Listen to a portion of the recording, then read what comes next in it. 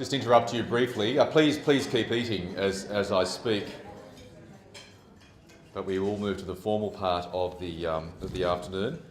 And I just want to say at the outset, you'll be very pleased to know that the Melbourne Press Club is an exceedingly transparent organisation, because our membership boasts some of the best investigative journalists in the world. So if ever there was a whiff of corruption or wrongdoing, they'd be onto it. So you can be safe in that knowledge. You're in good company.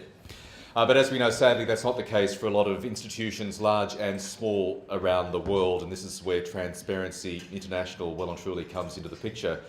Formed 21 years ago, Transparency International is a leading non-government agency fighting corruption with a presence in more than 100 countries around the world.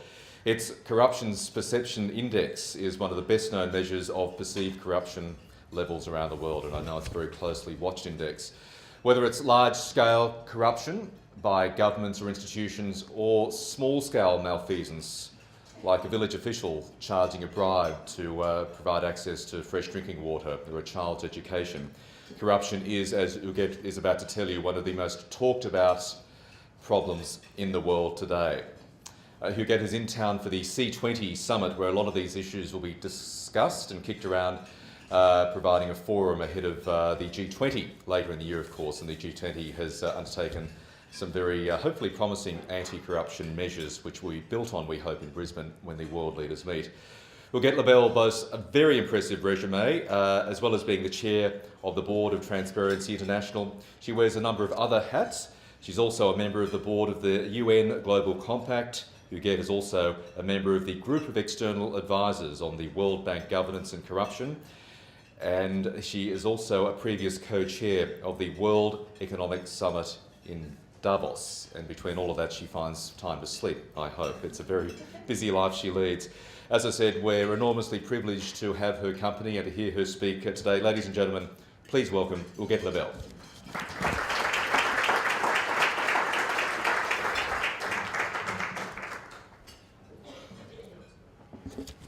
I wish you didn't have to lower this, that it could be as tall as you are. Wouldn't that be great?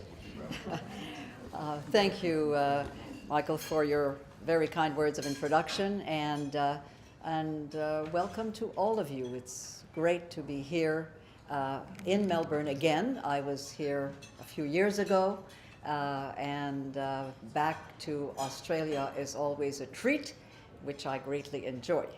I want to thank the Press Club for having us today, and also want to say that we're very pleased, Greg, that you do exist, because Greg Thompson from the Transparency International Australia has been a moving force, along with his colleagues from our chapter, in working with our team in Transparency International, Maggie, Srirat, Farid, and a number of others who are here as well.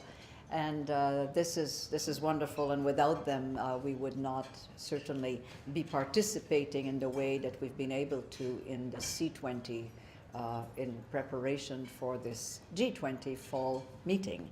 And I would also like to recognize two of my colleagues who are on the international board of Transparency International, Natalia from Indonesia, and Elena, of course, from Russia. And as you see, we are an international board.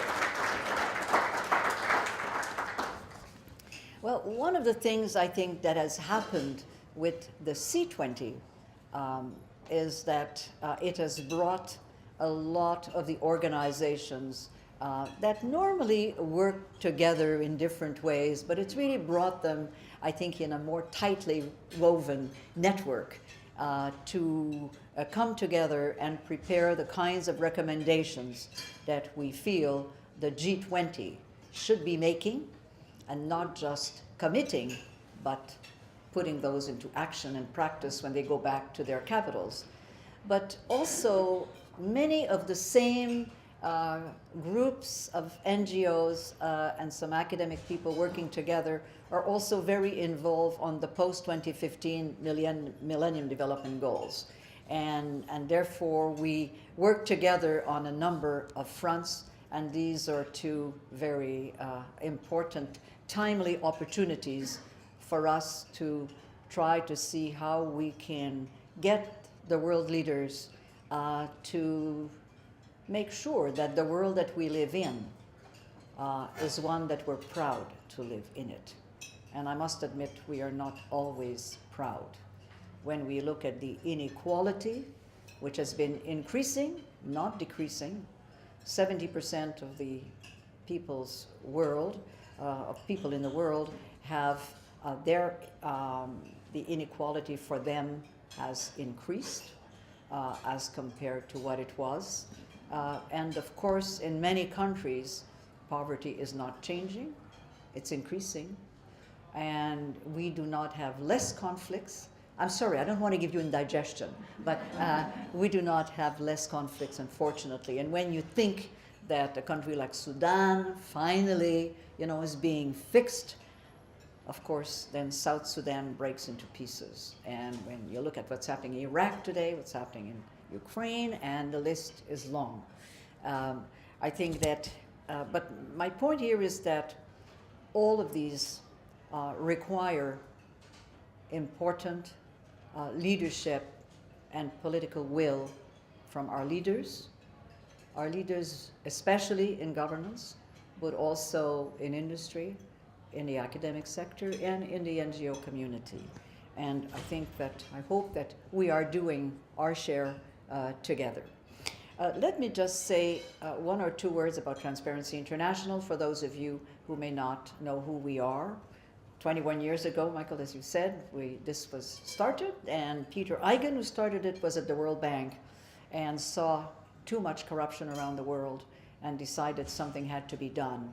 And he coerced a number of people to be bonded slaves and work on a volunteer basis to start Transparency International with him. And today, as you pointed out, we have chapters, if we include both the chapters that are accredited and those who are in formation, we have well over 100, we're in well over 100 countries. And working in a variety of ways to try to make a difference and try to deal with this massively devastating issue, which corruption is. And we've been doing quite a lot more work in linking corruption, try to better understand the relationship between corruption and some of the major issues of our time, whether it is poverty, conflicts, whether it is businesses not being able to survive because of corruption. And the list would be long if I were to continue. But I'll just give you one figure which I found very interesting. Our team back in Berlin were looking at a correlation between some of our surveys and maternal mortality. And this was in the work that we're doing for the post-2015 Millennium Development Goals. And basically, what we found is that for people who live in countries where more than 60% say they have to bribe to gain access to essential services, something like 487 women die giving birth. In countries where less than 30%, it's still pretty high, but less than 30% said they had to bribe their way to gain access to essential services, 57 women die giving birth. And of course, in many of our countries, it's less than 3 or 4%.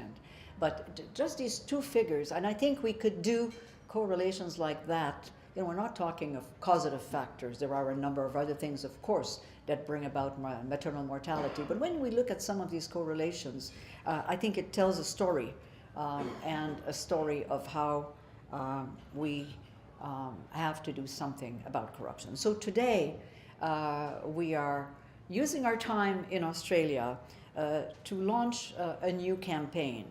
And this campaign has to do basically to try to deal with some of the aspects of impunity that we have in our world. And this particular one is dealing with the whole issue of beneficial ownership of companies. Because what we are finding is that those who have been hiding their illicit money have been increasingly putting their money in companies and subsidiaries where the names do not appear. They're not publicly traded, for example. And this means that you can have massive illicit flows from crime, from corruption, from illicit trade being laundered by buying equity in companies, or, of course, then buying fixed assets, capital investments, as well as, of course, luxury goods of various kinds, Picasso and Daimler Chryslers, and yachts and airplanes and the like. So basically, there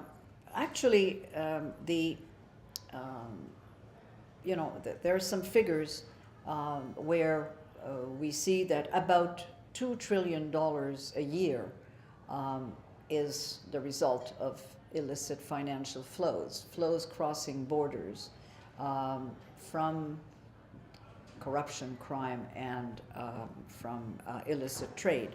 So it's a huge amount of money. So what we're saying today is that, of course, money laundering in this kind of way keeps the corrupt in business.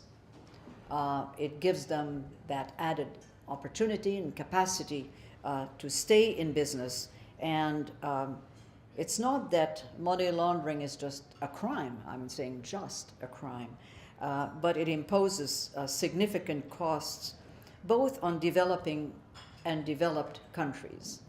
And, we cannot throw rocks at developing countries because a lot of these illicit flows are found in our capitals around the world. Yours and mine and London and New York and many other places, not only anymore in fiscal havens alone.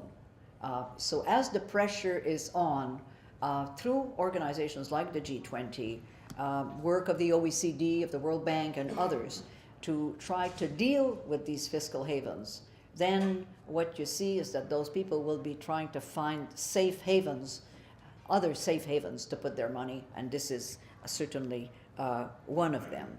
So this is why we're saying it's very important to be able to identify who is the real owner of complicated corporate structures, because this is exactly what happens in order to hide the money, and ensuring that there is no safe haven for the corrupt and for their money, and blocking corrupt money from going into real estate and other luxury goods, as I mentioned.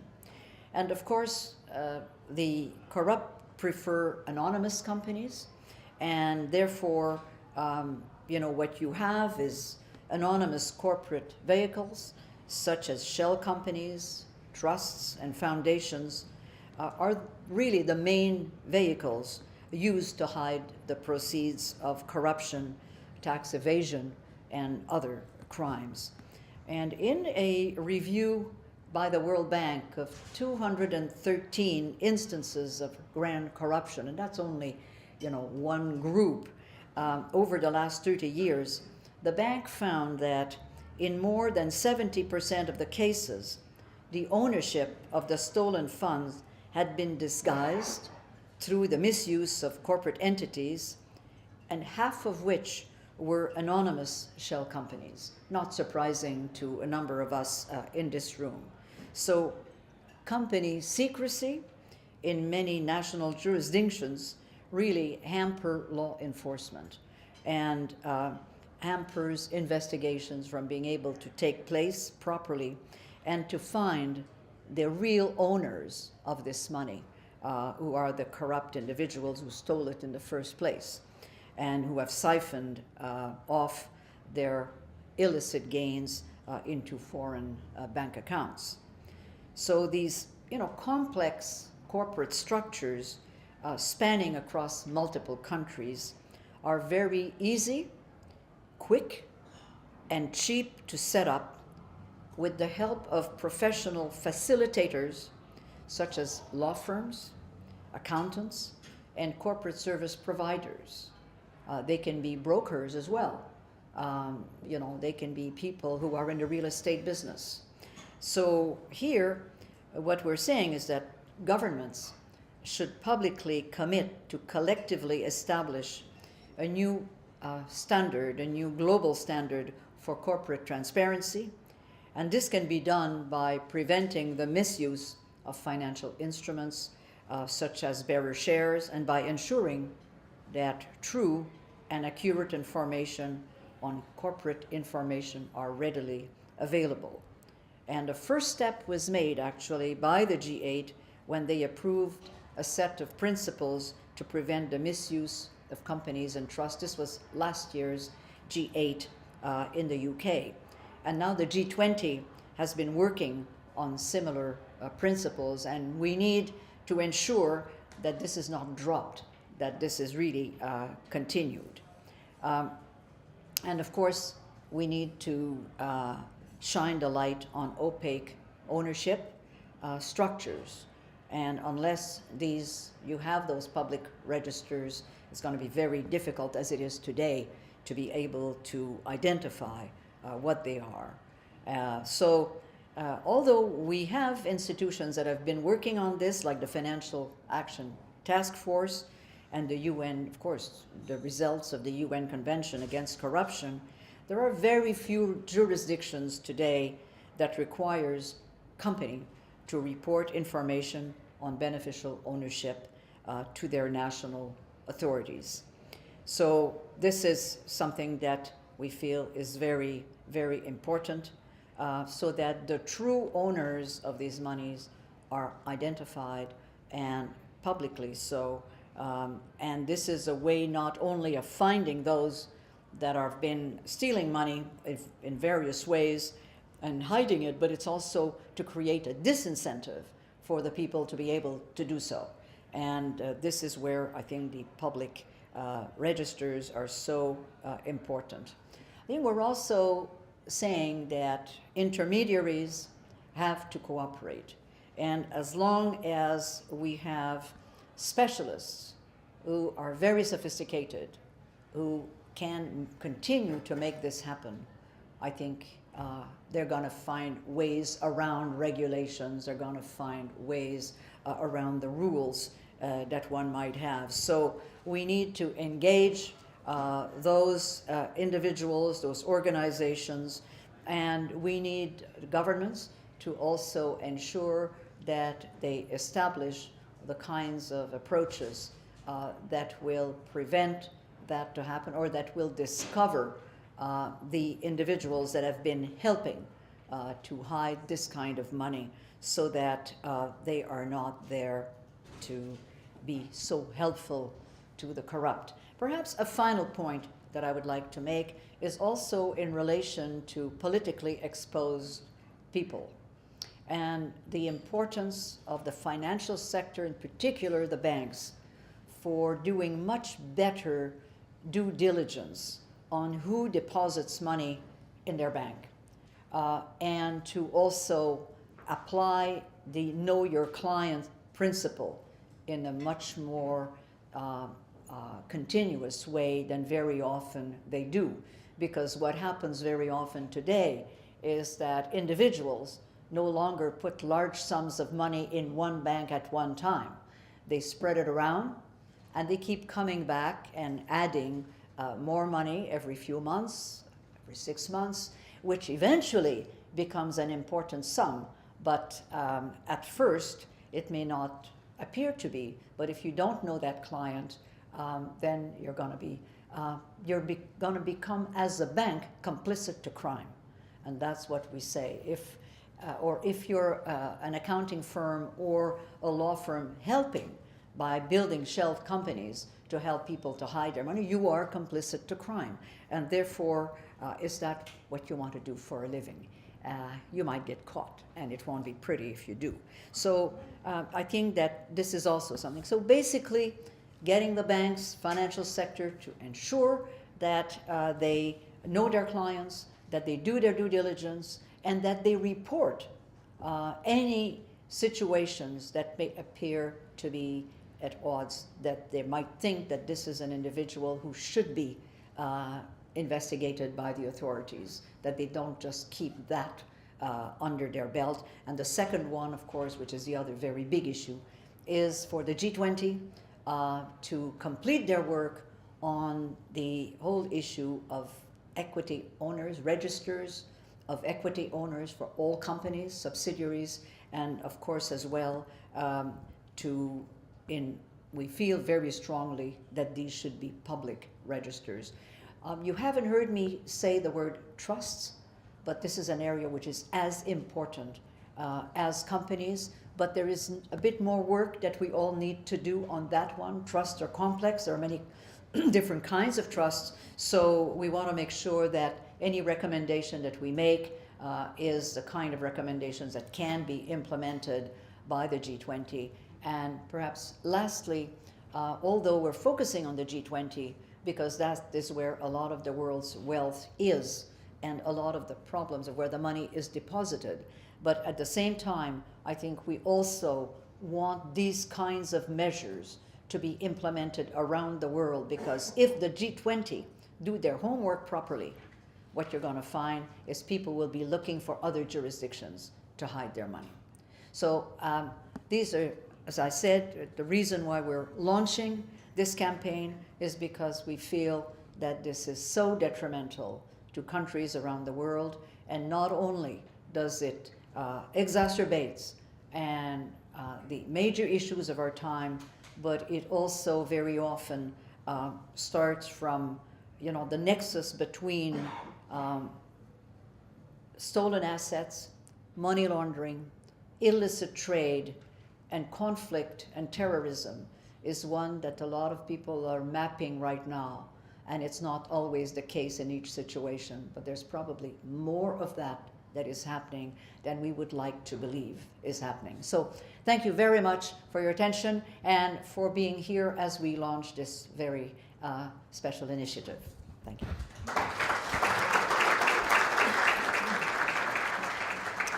And thank you very much, Huguette, for using the Press Club to launch that campaign. So please, I'd like to open the floor up to questions. I know you'd have lots of questions based on Huguette's remarks, but I'll kick off and ask you, it's a great idea, this concept of public registers for business, but can you sense there's the political will in the G20 countries to push that agenda forward? Well, the interesting part is that it was David Cameron of the UK at the G20 last year who came out in a very big way in supporting this idea, and the G8 agreed. Now it's on the table of the G20. I think that what we are getting from the G20 is that this is important. My sense is that the difficult part for the G20, because of some of the members of the G20, will be the public register aspect. That we might see that they will go ahead with registers of beneficial ownership of companies. I don't know to what extent today they will be ready, all of them, to implement. But what we're saying is you don't need to wait for everybody to say yes before you, Mr. Abbott, or you, Mr. Harper, or Hollande, or Angela Merkel, to start and do it yourself. Because that might be the only way of creating a steering effect if there is too much pressure back. Please, questions. Barry. Yes, you're obviously dealing with very important general issues.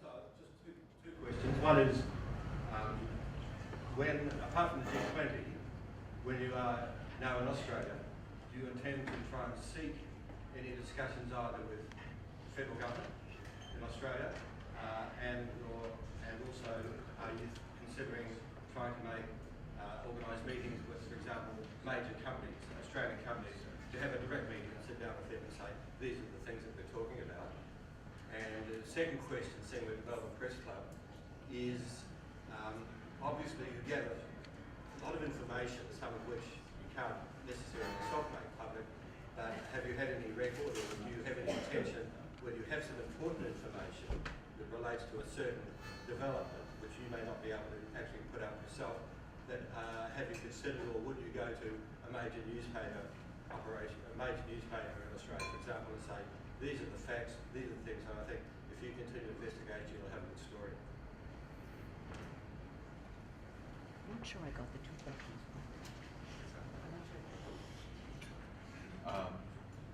Barry, just repeat the second part of the question. The second part of the question, and that is that you often gather a lot of very good information, obviously through your organisation, about things that, as far as you're concerned, are not going the way they should. That is information that you are privy to, and maybe someone that has provided you with the information.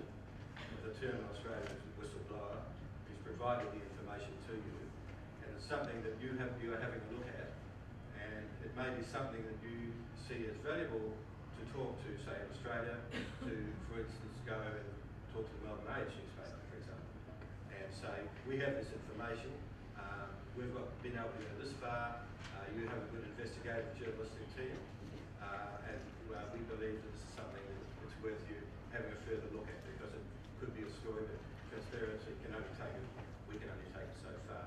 So it means, in other words, you work with a major newspaper and their investigative team to take an issue about potential corruption in Australia.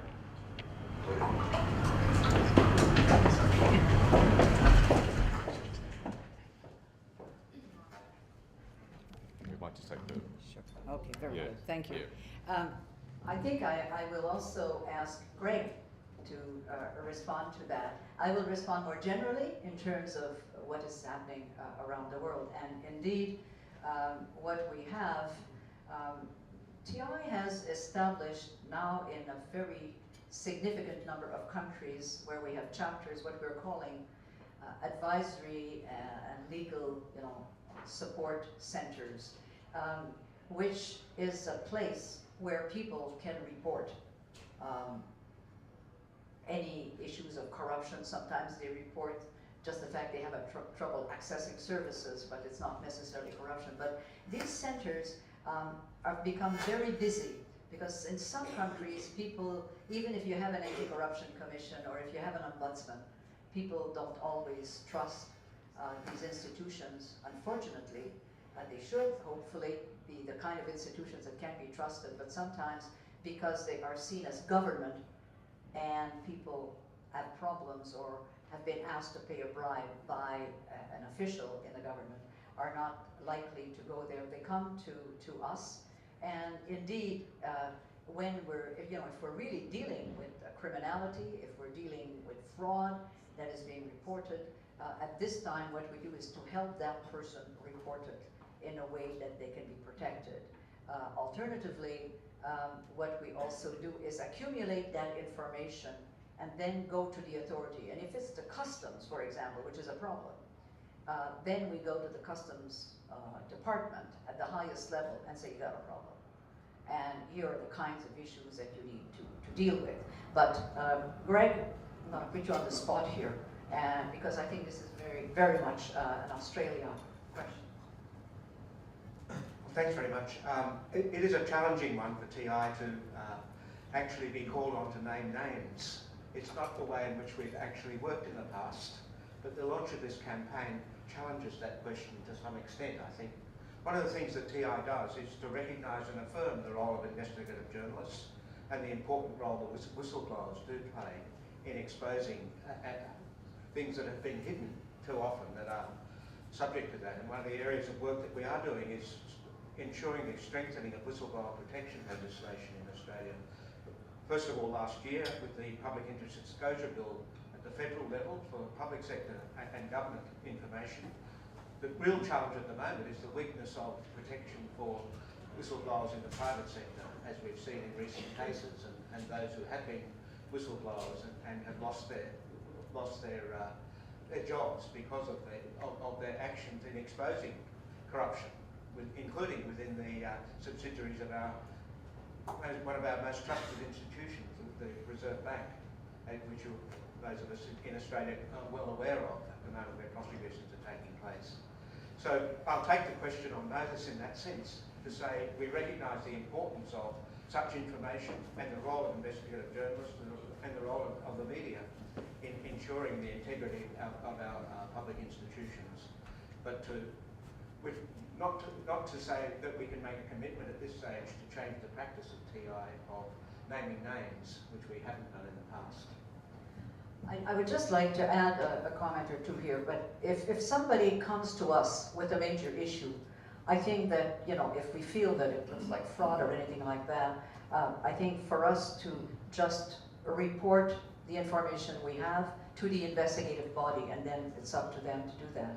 But you need to be, again, as Greg was saying, careful, because an accusation doesn't mean that somebody has really done something wrong. It can be political parties trying to offend each other or other people, disgruntled individuals. So one has to be careful. Where we are very safe, of course, is when you have the conviction already done and an individual has been convicted, then of course we can, and we do use that quite a bit. But it's more while the process is taking place in the court or before it reaches the court that I think we will need to be careful in terms of libel, and we can lose our organization if one is not careful. I might just pass the microphone around if you want to go back to the Tim Costello, I'm chair of C20. Great to have you out here. You mentioned South Sudan and conflict and poverty. South Sudanese, now Australian citizens, have taken me past mansions both in Melbourne and Sydney, which they say are paid for in cash by allies of Salvador Kiir, the president of South Sudan, and Riek Machar, who's on the other side, and it's not just a tribal war, it's a war within the SPLA. What, in terms of illicit flow of money from, in that case, either aid, oil or government money, would you hope Australia might do about a practical example there, South Sudanese Australian citizens? What's best practice at the moment in G20 countries? Where can we progress at this G20? I think that one aspect of what you're raising is the difficulty in identifying the real money and the owners. But once you have done it, and the facts are there, the major problem that we have today still is that we do not have multilateral treaties on information exchange, you know, between prosecutors, between investigative bodies in our countries, between tax authorities.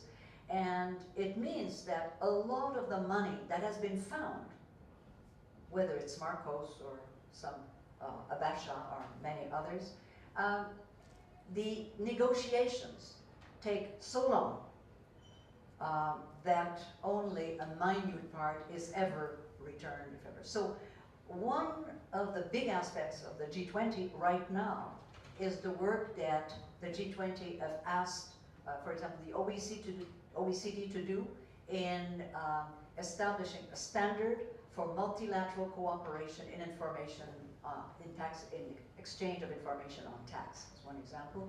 And the OECD is working on technicalities. The leaders of the G20 have said that they would implement those during the course of 2015. Now, that is interesting because the financial crisis brought about some new information, as well as some whistleblowers who indicated how much of our money or money of our people are offshore, and therefore people are not paying taxes in the region where they are. So that, and with the difficulty, the financial difficulties of many of the G20 countries, that suddenly brought that as a big issue. So the cooperation between is there. Now the other aspect is cooperation between investigative bodies, between banks, because of the bank secrecy in many areas, they were not cooperating, and therefore you did not have, you know, the cooperation of the investigative bodies in the countries where the money was stolen with where the money is, and that means that we have had this impunity reigning over such a long time. And the G20 has been looking at this as well, And again, the OECD has been doing work on that, of course, the Financial Stability Board as well.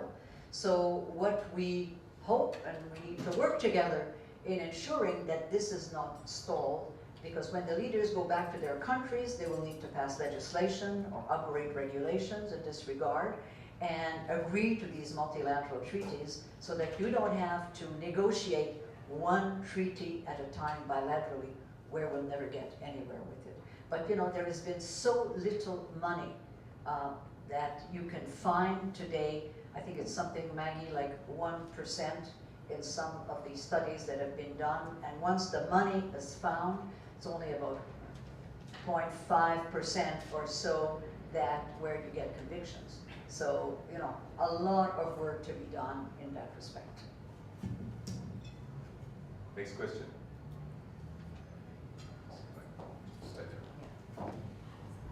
Good.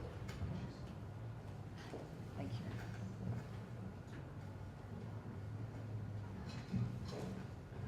You get thank you as one of your listeners.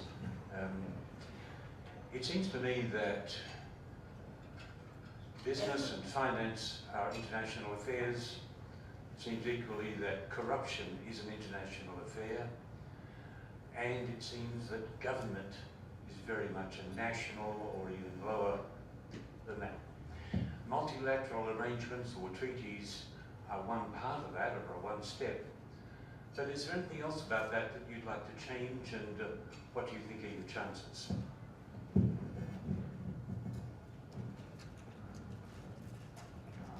Thank you. You know, your point is why it is so difficult, because when the leaders go back to their countries, having made commitments, having agreed, and like, for example, the ministers of finance have agreed to some of the points I was just been making in response to Tim. And so, but when they go back, you know, they need to have the government of the day to be ready to make these changes. So important, although peer pressure between the various countries helps, and especially if it means that the country will be better off financially, it also helps. Now, one of the things that I didn't mention, but which I think would be important to do, and any one country can do that at any time, it is that when they have bidding on contracts, major or small, they could put in their requirements for bidders to have the names of their owners, of the owners of their, of the equity owners of their company. You don't need to have a multilateral treaty to do that. You could do it tomorrow. And that is one kind of thing, I think, that can be done. Now, the other aspect is that what I'm calling the clean businesses. There are a number of leaders of industry who have come to the conclusion, either because ethically they believe this is the right thing to do, or because there was a major scandal in their company and they realized how much that costed the company, even just in reputation.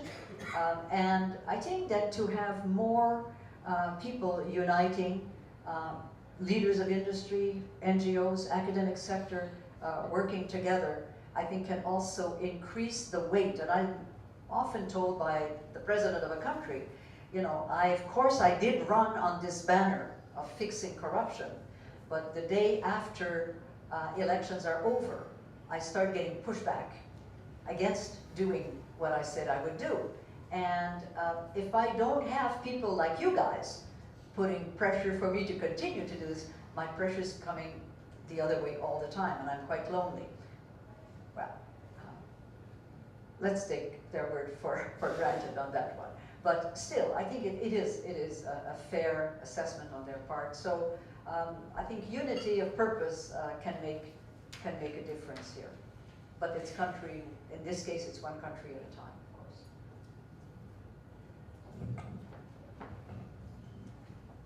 Hi, Ijad, it's wonderful to have you here. I'm Dimity from Australian Volunteers International, and we're really happy to have an MOU with you to have more Australians work with strengthening your chapters. I'm talking about unity of purpose. I'm really aware of your work on the next version of the Sustainable Development Goals after the MDGs.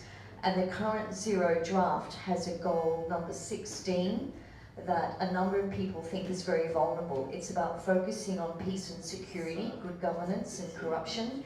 And we need to ensure that that stays there. I know the G7 grouping of fragile states, which includes Timor, are really pushing for this goal to stay. But there are a number of other states who have less interest in it remaining. So what can we do together? What are you doing to ensure that there remains a goal on good governance and reducing, eliminating corruption?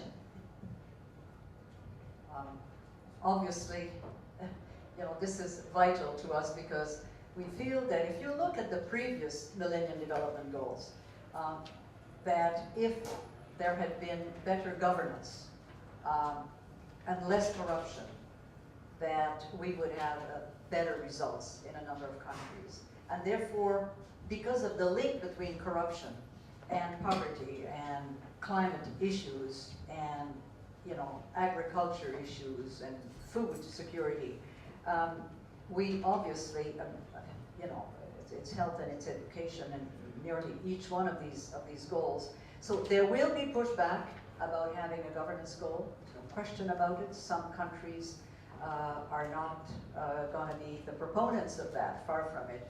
And again, I think that if we stay united, and a number of companies, of businesses were also involved on the panel, like Unilever and others who are very pro a governance goal. So I think that we will need to continue intensely to work with our capitals, so that each government of our capitals can go to these meetings, which will be, accelerating now as we lead towards 2015, to keep the governance goal. But at the same time, I think it's important to have indicators in all of the other goals that relate to the governance of that sector, whether we're talking of health, of education, climate change, so that you have both mainstreaming of good governance, while at the same time having the good governance goal at the top. Okay. David.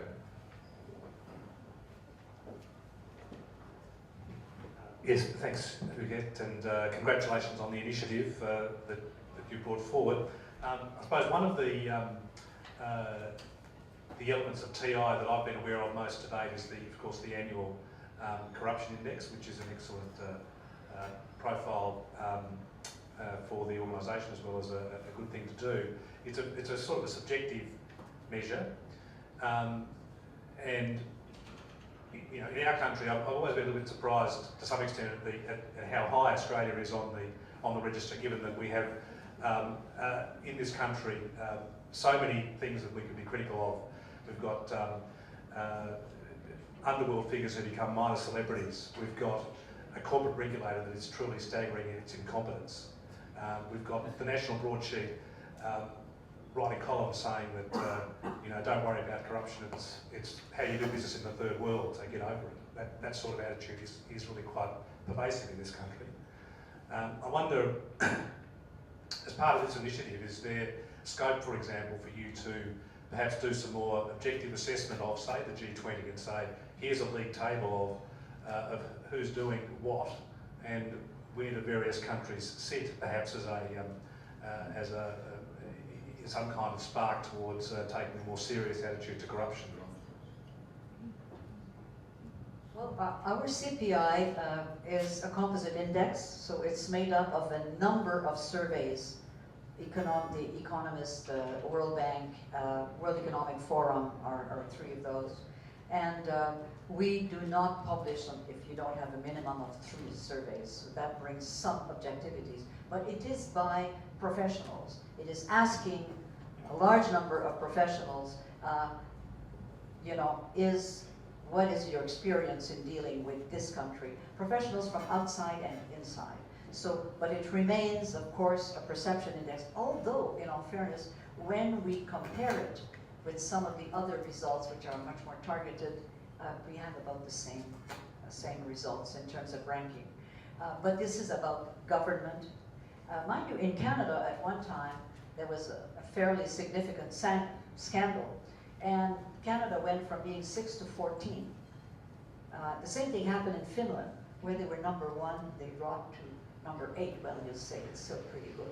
But leaving that aside, you know, one other survey that we do is the barometer, where we are getting closer, not to measure corruption, because too much of it is under the table, so it's very hard to be able to accurately measure corruption. But in these cases, depending on the year that we have done the barometer, there was one year which I thought was brilliant, because we asked families, how much did your family earn last year? Not too long ago, because so that, you know, the memory is still good. How much of that did you have to pay in bribes to access essential services? And that was fascinating. In Cameroon, it's $650 of income, and 40% in paying for bribes to access their children in health or in education, or they having access to health or electricity or whatever. So again, this is not a perfect measure, but we're also asking them in what sector do they see in their country being most corrupt. And of course, then you get, you know, we list about 12, and they identify those. Now, some of our chapters have done very detailed surveys with very large numbers, way beyond what one, you know, expect in terms of numbers. And I don't know, Natalia, whether you've done any major survey in Indonesia of that kind, and whether you want to comment on it. Yes, we also did a survey about the Indonesians' perception of corruption in 50 major cities around the country. And that was very insightful for us, because it reflected how we ourselves felt about the corruption in our own country. And of course, Indonesia, where corruption is very endemic, we weren't really very surprised by the results. But as a result of that index, many of the local governments did try to improve their performance and to improve the way they deliver their services to the public. So the CPI, which is very important to us at the national level, has created a positive impact at the local level also. But it is a costly index to create, and unfortunately we have not been able to produce as many as we would like to. Suzanne, New Zealand? Well, New Zealand is very, believe it or not, even though we've been #1 7 out of the 19 years that the CPI has been measured, New Zealand doesn't believe that it's that good. So they, every time, they're great deniers whenever the survey comes out. As you know, it's at the public sector, the central government public sector, that the focus is. So last year we carried out what's called a national integrity system assessment. And you've also had them carried out here in Australia twice. This was our second one in New Zealand. And we looked in great depth at all the institutions, both public and private sector, and to look at if in fact it actually came out that we were still as good as we're perceived. And frankly, we measured up pretty well. We had over 50 people involved in doing the assessment, researchers, both academics and who had worked within government. And we still came out well, and they still don't believe the results. So I think we've got an interesting pathology that countries which have corruption don't acknowledge they have it and the extent of it and the damage it does. And when you've got an example where perhaps corruption is less, they don't understand how important it is to be a country without corruption. Actually, it's going to be interesting in Canada. We have a major scandal right now to see, you know, how we land. Elena, do you want to say anything about Russia? No. Yeah. But I want to say that, and Greg probably supported, and you can talk with AJ Brown, who also director of TI Australia. We just came here from the major conference organized by Griffith University in Brisbane. And first part of it was about exactly that, to discussing the methodology for National Integrity Survey for Australia. Because the trick is, and this is where I talk about Russia, federal states, local government, state government, federal government, they're different, and it's not that easy to analyze the structures and to find where corruption sits when you have so multi-layeral system of the governance. So I think NIS is in the plan, Greg, right, for Australia, and this is exactly about where is the deficiency of the system. So it's kind of fine on the surface, but then the facts are coming and coming and coming. So I think you will have soon a tool to understand what is happening in reality in your country. Thank you. We got a question. See what you started?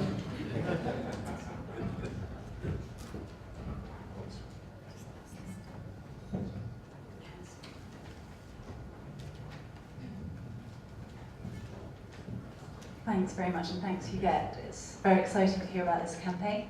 My name is Claire Spores, I'm from Oxfam, Australia, and I also run the Publish What You Pay campaign for greater transparency in extractives.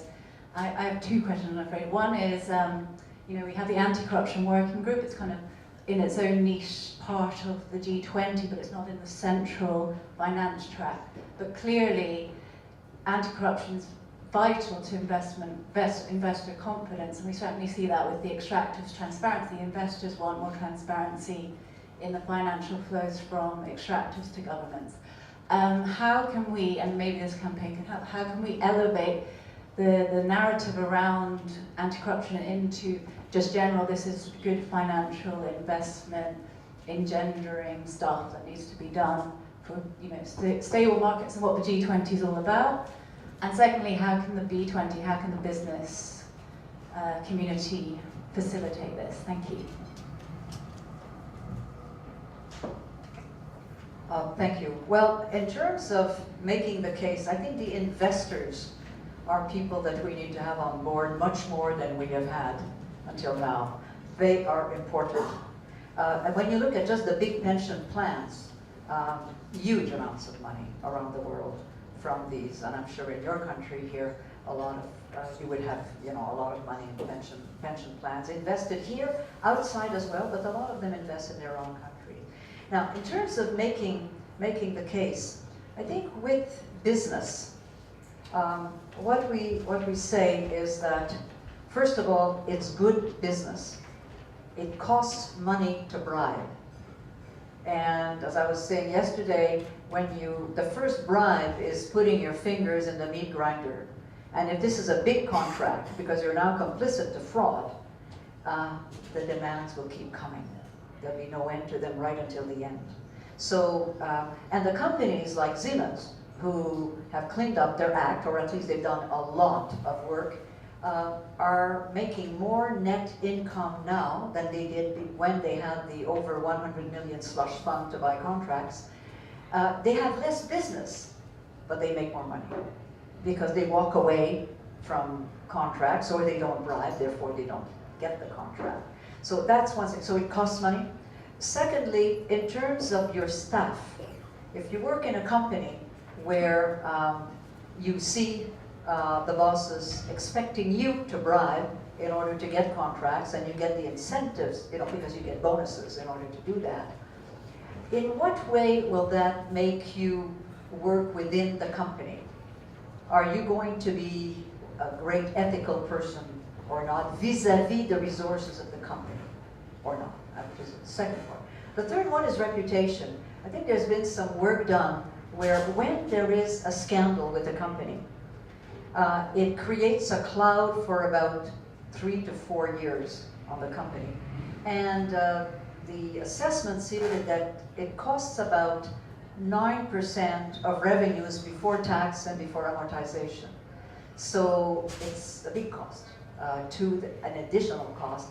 And what I have found, because in Canada, one of our major engineering firm, SNC-Lavalin, the top 10 in the world, as now a major series of scandals. And what they told me, and what of course Siemens said, and many others, GE before that, is that the time of management, which is used to manage such a crisis, is huge. And when you're managing a scandal for 2 or 3 years as leaders, you're not really, moving the company forward in the kind of way that you could. And of course, if you're caught, it's got a company like Siemens close to 4 billion, and you can land in jail, as some of the people are right now. So there's a lot of incentives to do that. Just time for one more question. Yeah. Thank you very much for your talk today. I really enjoyed it. My name is Annette Hughes. I'm from Course Chambers Westgarth, a firm here in Melbourne. It seems to me that a large problem that perhaps Transparency International could assist globally in solving better than it has so far with everything else on its plate is helping to sort of name and shame, if I could put it that way, those who have great laws on their books, in particular OECD countries who have these great anti-bribery and corruption provisions for foreign bribery, etc., but don't bother to enforce any of them. And in particular, the OECD Working Group on Bribery a couple of years ago on Halloween appropriately made a report about the abysmal record of Australia in particular in enforcing its fairly good laws in this area, to the effect that although we rank very highly on the Transparency International scale in terms of cleanliness in this area, if you look at what level of business our companies do overseas in markets that don't rank so well, what we do as a country is we support the practices that give rise to the fact that people in country have to pay a quarter or half of their income in bribes, because the culture that we support by virtue of that conduct isn't addressed domestically. Unlike, for example, in particular, and I'm giving my accent away, but the Americans do actually prosecute a lot more, and they're sort of, as they like to be, the police of the world in this area. But certainly as a country, we don't seem to be serious about enforcement. And perhaps there could be a Transparency International map that colors countries based on their enforcement records, and I think we might be quite a different color on that sort of a map. Thank you. I think that's a very, very important point, and as you may know, more than half of the OECD countries, and they've all ratified the OECD Convention, more than half have little or no enforcement. I can use my country as an example. Canada just barely had one little case until recently. There were 2 problems. There was a lot of pressure on them. The working group of the OECD just denounced it. TI did the same thing, because we do a shadow report of the OECD report every year, and try to get as much publicity as we can, both globally and in each country. And what happened in Canada that is now changing the situation is that the law was not a good law that gave effect to that convention. So the law was modified for the first time, I don't know when. I mean, there was an all-party decision and it just went through very quickly. Yeah. But the other thing that we didn't have was economic crime capacity in our national police. And the sophistication of the facilitators of bribery and of those who bribe is such that unless your national police, those doing the investigations, are as smart, hopefully smarter, you won't get, they will not be able to collect the kind of information that they need, the evidence that they need. They need to work with the best from around the world. They need to work with Interpol and so on. And just a national police that picks up people off the street doesn't have that smart. So our national police gave themselves a very sophisticated unit. We have cases. So the combination of the law, but the economic capacity, the economic crime capacity has made the difference in our case. So I would, but you need the political will to make sure that you give the resources to the national police to be able to do that, and to the investigators and prosecutors, because if the prosecutors don't also have that kind of capacity, the case may die in the court and not go I just want to thank you, Huguette, for your speech, and also thank you for that vicarious lunchtime corruption tour of the world, care of your colleagues in New Zealand, Indonesia and Russia. It's been fantastic. We wish you all the best with the Unmask the Corrupt campaign. Ladies and gentlemen, please thank Huguette Labelle. Thank you very much.